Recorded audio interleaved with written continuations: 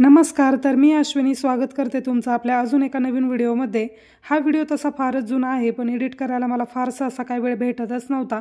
Mini blog तर तुम्ही already पाहिलेलाच असेल, पण म्हटलं चला शूट केलेला आहे तर तुमच्याबरोबर शेअरसुद्धा करूयात. तर इथे आम्हाला जायचं होतं गावाला, कारण की पाठीमागच्या बऱ्याच व्हिडिओमध्ये तुम्ही पाहिलं असेल की मी 2 वेळा रामला गावाला म्हणजेच मामाच्या गावाला त्याला सोडलं होतं. तर तिकडेच त्याला घ्यायला जायचं होतं आणि त्याचीच तयारी माझी इथे चालू होती. कुठेही जायचं म्हटलं की सर्व सामान सुरुवातीला बाहेर काढायचं आणि त्यानंतर मग जी काही बॅग तुम्हाला सोबत न्यायची आहे त्यामध्ये ऑर्गनाईज करायचा व्यवस्थित.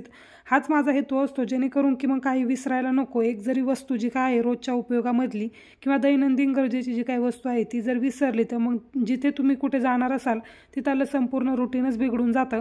त्यामुळे मग सर्व वस्तू मी एकदा बाहेर काढून घेते. त्याआधी सुरुवातीला एक व्हिडिओ शूट केलेला होता, ज्या काही साड्या मी घेतल्या होत्या त्यांचा. तर तो व्हिडिओ शूट केला. त्यानंतर मग त्या ज्या काही साड्या होत्या त्यांना पिकोफॉलसुद्धा करायचं होता, पण माझ्या साड्या असल्यामुळे मग मी त्यांना पाठीमागेच ठेवते.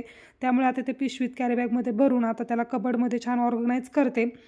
ट्रायपॉड तिथे सेट करत होते सुरुवातीला. आधी क्लिपमध्ये तुम्ही पाहिलं असेल रामकडून ना तो तुटलेला होता, त्यामुळे तसा मी त्याला तिथे उभा केला आहे.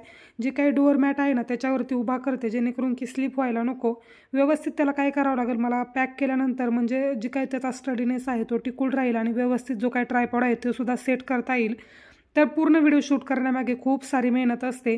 असं वाटतं की चला एक 9-10 मिनिटाचा व्हिडिओ असला की झालं, सारखा ट्रायपॉड सेट करायचा, ज्या काही क्लिप आहेत ते शूट करायच्या आणि नंतर एडिट करायचं. एडिट करण्यापासून तर मी म्हणेल शूट करण्यापासूनच खूप सारा स्ट्रगल आहे. खूप सारे अँगल्स घ्या. आता तुम्ही इथे व्यवस्थित पाहू शकत असाल की जी काही विंडो आहे ना त्याला कर्टन्स मी तिथे लावलेले नाही, त्यामुळे उजेड खूपच जास्त आत येतो आणि जो काही शूट मला तुम्हाला व्यवस्थित दाखवायचा होता तिथे जो काय आहे ते लाईटीचं असं म्हणजे तिथे उजेड पडतोय. थोडक्यात जे काही मला तुम्हाला दाखवायचं आहे ते व्यवस्थित दिसत नाही. तर असे खूप सारे प्रॉब्लेम्स येतात, अँगल व्यवस्थित भेटत नाही आणि शूट करायला सुद्धा वेळ जातो. दुपारी सर्व सामान पॅक केला. त्यानंतर मग ब्लाऊजचं काम केलं. जास्तीचं काही नाही, एक ब्लाऊज होता तो शिवला आणि त्यानंतर मग हुक वगैरे बसवलं. बाकीच्या ब्लाऊजचं थोडंफार कटिंग केलं, एवढंच काम केलं, कारण की राम नव्हता आणि काम व्यवस्थित होतं. तो जर असला तर मग डिस्टर्ब थोडंफार होतं, पण आता तो नसल्यामुळे कामसुद्धा व्यवस्थित होतं आहे. त्यानंतर मग संध्याकाळी आम्ही निघालो होतो. नाश्ता वगैरे केला, मध्ये 2 वेळा थांबून चहा वगैरे घेतला आणि मग घराकडे जाण्यासाठी निघालो. तसं तर ऑटोने जायचं म्हटल्यावरती थोडासा वेळच लागतो. 1-1.5 तासाचं अंतर जे बसनी लागतं तिथे 2 तास ऑटोने जायला लागतात, कारण की स्पीड जे आहे ते लिमिटेड असतं आणि जास्तीने जर आपण स्पीडने जायचं म्हटलं की मग थोडीशी भीती वाटते. त्यामुळे मग सावकाश गेलेलं कधीही बरं, या विचारानेच आम्ही गेलो होतो. नाश्ता वगैरे झाला होता. संध्याकाळचं जेवण तर घरीच होणार होतं. संध्याकाळी घरी गेल्यानंतर राम तर खूपच खुश झाला होता आणि त्यानंतर मग मी काही शूट पण सहसा केलंच नाही घरी गेल्यानंतर. मग जेवण खावण यामध्ये बराच वेळ गेला. नेक्स्ट डेला मग रामला इथे आंघोळ वगैरे घालून छान असं रेडी केलं होतं आणि त्याचे फोटोज वगैरे मला काढायचे होते.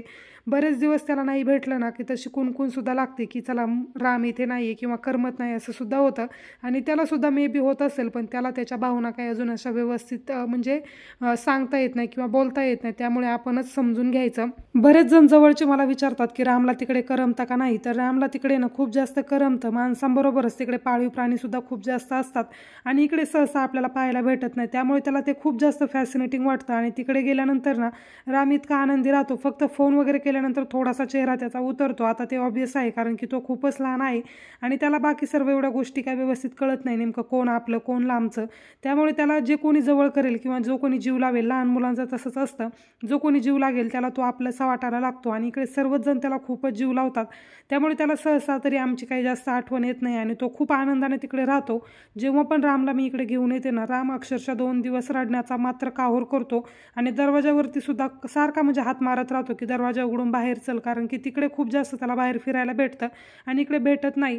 आता त्याची जुगाडू पद्धत तुम्हाला सांगते. त्याला मी फॅन ऑन करण्यासाठी सांगितला होता. दुपारची वेळ होती झोपायची. त्याला म्हटलं की थोड्या वेळ त्याला झोपवते, त्यामुळे तो जो काही सोफ्याचे पिलोज आहेत त्या घेऊन त्याच्यावरती उभा राहत होता फॅन चालू करण्यासाठी. म्हणजे ह्या वेगवेगळ्या आयडिया ज्या आहेत ते बाकी मुलांच्या पाहूनच त्याच्या लक्षात येतात, कारण की जास्त मुलांच्या संगोपनात जर मुलं राहिली ना हे बदल खूप जास्त जाणवतात.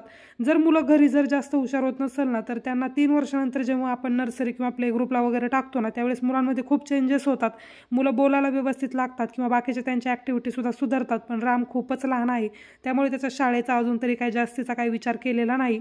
दुपारी झोप वगैरे झाल्यानंतर त्याचे कपडे वगैरे चेंज केले आणि त्याला नवीन शूज घेतले होते, त्यामुळे त्याचा आनंद काही गगनात मावेत नव्हता आणि तो छान घालून त्याला मी थोडा वेळ फिरवून घेऊन आले. घरी आल्यानंतर हा नेक्स्ट डे आहे. दुसऱ्या दिवशी थोड्याफार क्लिप शूट केल्या होत्या, कारण की त्या दिवशी आम्हाला निघायचं सुद्धा होतं. गाडीवरती फिरायला तर रामला प्रचंड आवडतं. इकडे आल्यानंतर जेव्हा पण त्याला असं टू व्हीलरवरती फिरायचं असेल ना, त्यावेळेस सुद्धा तो खूपच जास्त आग्रह करतो, कारण की तिकडे काय होतं, सारखं कोणी ना कोणी बाहेर जायचं म्हटलं की त्याला गाडीवरती बसवून नेतात, त्यामुळे त्याला तशीच सवय लागली आणि इकडे आल्यानंतर सुद्धा मग तो तसाच त्रास द्यायला लागला होता. तर चला, आता मी जे काही ब्लाऊजचे 2 बोटनेक शेपचे ब्लाऊज शिवले होते तेच तुमच्याबरोबर शेअर करायचे होते. डिझाईन तर तुमच्याबरोबर शेअर करतेच, पण माझं ब्लाऊजचं रुटीन कसं असतं ते सुद्धा तुम्हाला सांगते. जेव्हा पण ब्लाऊज पीस माझ्याकडे येतो ना, त्यावेळेस मग मी काय करते, सुरुवातीला मॅचिंगचं अस्तर घेते. खूप वेळा मी पाहिलेलं आहे की जो कोणता टेलर ब्लाऊज शिवतो ना, त्यावेळेस मॅचिंगचं अस्तर नसेल किंवा त्यांच्याकडे जे अवेलेबल असेल ना ते देतात किंवा ते वापरतात, पण त्याने काय होतं, ब्लाऊजची क्वालिटीसुद्धा डल दिसते आणि ब्लाऊजचा कलरसुद्धा चेंज होतो जर पेस्टल कलर असेल तर. त्यामुळे शक्यतो तरी ब्लाऊजचं अस्तर जे आहे ते मॅचिंग घ्या. त्यानंतर रीळसुद्धा त्याला मॅचिंगच पाहिजे, काहीतरी उगाच थोडंफार मॅच होते म्हणून बसवायचं असंही नाही. जर ऑप्शन नसेल तर ठीक आहे, पण जर तुमच्याकडे ऑप्शन असतील तर तुम्ही नक्कीच डेफिनेटली मॅचिंग त्याला घेऊन व्यवस्थित करायचं. त्यानंतर मग मी त्याचं पेपर कटिंग वगैरे करते. पेपर कटिंग केल्याशिवाय मी कोणताही ब्लाऊज कट करत नाही. पेपर कटिंग केल्यानंतर मग प्रेस करायचं. छान अस्तर आणि ब्लाऊज दोन्ही नाही प्रेस करायचं, म्हणजे त्याला जे काही घड्या वगैरे पडलेल्या असतील त्या व्यवस्थित सरळ होतील आणि ब्लाऊज पीस कट करायला सोपं जातं. कट केल्यानंतर ब्लाऊज मग शिवायच्या वेळेस व्यवस्थित 2 रीळ भरून घेते, म्हणजे ज्या काही बॉबेन असतात आपल्या त्या 2 भरून घेते, म्हणजे मध्ये उठायला नको. टेप वगैरे सर्व गोष्टी जवळ ठेवते. सर्व गोष्टी जवळ असल्या ना मग शिवायला जास्त वेळ लागत नाही. सतत उठायचं बसायचं म्हटलं की मग ब्लाऊज शिवायला खूपच जास्त वेळ जातो. जर तुम्ही उठ बसणं करता जर ब्लाऊज शिवायला घेतला तर 1-1.5 तासामध्ये ब्लाऊज होऊन जातो. आता डिझाईनवरती डिपेंड आहे की कोणत्या पद्धतीने तुम्हाला शिवायचं आहे, त्यावरती खूप जास्त वेळेच म्हणजे मॅटर करतं. जर वेळ कमी लागतो जर डिझाईनचा नसेल तर, आणि डिझाईनचा असेल तर थोडासा जास्त वेळ लागतो. शिवून झाल्यानंतर मग मी तसाच साईडला ठेवून देते. ज्यावेळेस कस्टमर द्यायचा असेल किंवा त्यांची जी काही डेट असेल त्याच्या 1 दिवस आधीच मी हुक वगैरे बसून म्हणा किंवा प्रेस करून ब्लाऊज बाजूला साईडला ठेवून देते आणि त्यानंतर मग व्हिडिओ शूट करून घेते की व्लॉगसाठी शूट करायचं किंवा मिनी ब्लॉगसाठी शूट करायचं आहे. मग ते जे काही उभे आडवे व्हिडिओ असतील ते शूट करून घेते. तर एका ब्लाऊज मागे एवढा सारा स्ट्रगल असतो, काही सोपं नाही. कोणत्याही मार्गाने तुम्ही पैसे कमवा, स्ट्रगल तुम्हाला करावाच लागेल आणि पैशाचा प्रश्नच प्रत्येक वेळेस नसतो. जर एखाद्या कामामधून तुम्हाला आनंद भेटत असेल तर ते जे काही काम असेल ना ते करायला सुद्धा खूप जास्त हुरूप येतो आणि कंटाळासुद्धा येत नाही. तसंच माझं ब्लाऊजच्या बाबतीत आहे. तर हे 2 पद्धतीचे जे काही बोटनेक ब्लाऊज आहेत ना ते स्टिच करून झालेले आहेत. कटवर्क केलं होतं आणि सुरुवातीचा जो आधीचा होता तो सुद्धा छान असा स्टिच झालेला आहे. त्याला सुद्धा मी कॅनव्हास पेपर यूज करूनच जे काही गळे असतील ते बनवते. कॅनव्हास पेपरने फिनिशिंग व्यवस्थित दिसतं. थोडासा कंटाळा येतो करायचा, पण कंटाळा न करता आपलं काम करा, म्हणजे ब्लाऊजला फिनिशिंग दिसतं आणि कस्टमरसुद्धा खुश होतं आणि आपण आपले जे काही चार्जेस आहेत ते सुद्धा आपल्याला व्यवस्थित देतात. तर अशा पद्धतीने हे दोन्ही ब्लाऊज तयार झालेले आहेत. जो काही पिंक कलरचा ब्लाऊज पीस आहे ना तोच सेम अजून एक त्यांचा शिवायला आलेला आहे आणि तो सुद्धा याच पद्धतीने शिवायचा आहे. शिवल्यानंतर तो सुद्धा मी तुम्हाला दाखवेल.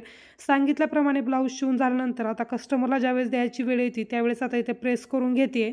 म्हणजे आता जर प्रेस करायचं असेल तर जो काही कपडा आहे त्यानुसार तुम्हाला प्रेसचं जे काही सेटिंग असते ती करावी लागते. मी नेहमीच नायलॉनवर ठेवते, म्हणजे थोडी जरी गरम वगैरे झाली तर जळायला नको. कपडा जर खूपच पातळ असेल तर लगेच मग कपडा जो काय आहे तो चिकटतो प्रेसला आणि मग थोडासा ब्लाऊज जो आहे तो बिघडतो आपला, म्हणजे कस्टमरसुद्धा ओरडेल. त्यामुळे आपलं काम करताना व्यवस्थित लक्षपूर्वक करायचं. घाई गडबडीचं असेल तर नंतर केलं तरी चालतं किंवा प्रेस करून दिल्यानंतर ब्लाऊजला जी काही फिनिशिंग येते ना ती अप्रतिम येते आणि ब्लाऊज दिसायला सुद्धा छान दिसतो. कस्टमरला ब्लाऊज देताना मी कधी प्रेस करायचं विसरत नाही. कोणत्या पद्धतीने प्रेस वगैरे करते याबद्दल तुमच्या कमेंट होत्या, तर नेक्स्ट एखादा व्हिडिओ मी त्यावरती डिटेल बनवेल की कपड्याचं फॅब्रिक कोणता आहे त्यानुसार प्रेस कशी सेट करायची किंवा त्यानुसार प्रेस कसं करायचं. कटोरी ब्लाऊज असेल, प्रिन्सेस असेल, त्यानुसार आपण कसं कटिंग करायचं आणि प्रेस कसं करायचं हे सर्वच मी तुम्हाला दाखवेल. पण थोडासा वेळ द्या, कारण की कामं सर्व मॅनेज होत नाही. सर्व गोष्टी मलाच हँडल करायच्या असतात, कटिंगपासून तर हुक बसवण्यापर्यंत, त्यामुळे थोडासा वेळ जातो. पण मी लवकरच हे जे काही छोटे मोठे व्हिडिओ असतील ते तुमच्याबरोबर शेअर करत जाईल. बाकी मग तुमच्याकडे जर काही तुमचे प्रश्न असतील ब्लाऊजच्या रिलेटेड तर ते सुद्धा मला विचारा. जेवढी काही माहिती मला असते त्याबद्दल तर मी तुम्हाला सांगतच असते, पण या सर्व माहिती व्यतिरिक्त सुद्धा आपल्याकडे खूप सारा माहितीचा साठा असतो. पण कधीतरी आपण विसरून जातो की ह्या सर्व गोष्टी सुद्धा आपण शेअर केलेल्या असेल. अशा जर काही गोष्टी असतील तर नक्कीच मला सांगा. त्याबद्दल सुद्धा मी तुमच्या जे काही क्वेश्चन्स असतील त्या रिलेटेड व्हिडिओ नक्कीच घेऊन येईल. तर असा होता आजचा व्हिडिओ. थोडाफार आमच्या ज्या काही आठवणी असतील गावाकडच्या त्याबद्दल थोडंसं शेअर केलं. त्यानंतर जो काही ब्लाऊज शिवला होता तो सुद्धा तुम्हाला दाखवला. बाकी व्हिडिओ तुम्हाला कसा वाटला ते मला कमेंटद्वारे कळवा. आवडलं असेल तर लाईक करा आणि हो, चॅनलवर जर तुम्ही नवीन असाल तर प्लीज चॅनलला सबस्क्राईब करा. भेटूयात आपण अशा छानशा नवीन व्हिडिओमध्ये. तोपर्यंत तुम्ही सर्वांनी स्वतःची काळजी घ्या. So take care friends and bye.